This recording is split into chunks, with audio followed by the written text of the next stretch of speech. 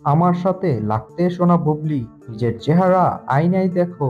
হঠাৎ রেগে গিয়ে একই বললেন অপু বিশ্বাস।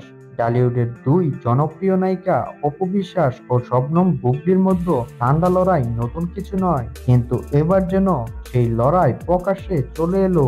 সম্প্রতি এক অনুষ্ঠানে অপু বিশ্বাস হঠাৎ করেই বুবলিকে উদ্দেশ্য করে বলেন, আমার সাথে লাগতে এসো না বুবলি, আগে নিজের চেহারা আয়নায় দেখো।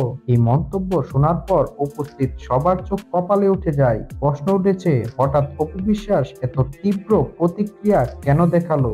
জানা গেছে ঢাকার একটি ফ্যাশন ইভেন্টে অপু ও বুবলি দুজনেই উপস্থিত ছিলেন। সেখানে তাদের একে অপরের সঙ্গে দূরত্ব বজায় রাখতে দেখা যায়, কিন্তু অনুষ্ঠানের এক পর্যায়ে নাকি বুবলি কিছু এমন মন্তব্য করেন যা অপুকে ক্ষুব্ধ করে তোলে। একজন প্রত্যক্ষদর্শী বলেন, বুবলি নাকি ইঙ্গিত দিয়েছিলেন যে অপু আগের মতো আকর্ষণীয় নন, তার স্টাইল আপডেট করা দরকার।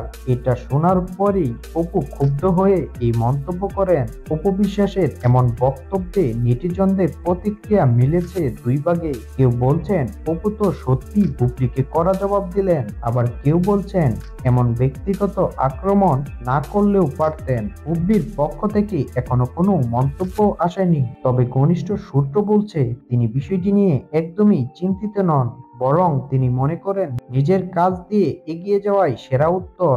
তাহলে কি অপু বুবলির দ্বন্দ্ব আরো প্রকাশ্যে চলে আসছে, নাকি এটি শুধুই একটি ভুল বোঝাবুঝি? তো দর্শক বন্ধুরা, এই বিষয়ে আপনার মতামত কি? অপু বিশ্বাসের কি এমন মন্তব্য করা উচিত হয়েছে তা আমাদের কমেন্ট করে জানান। এবং আপনি যদি আমাদের চ্যানেলটিতে নতুন হয়ে থাকেন তাহলে অবশ্যই আমাদের এই ভিডিওটিকে একটি লাইক করুন এবং আমাদের চ্যানেলটিকে সাবস্ক্রাইব করে আমাদের পাশেই থাকুন।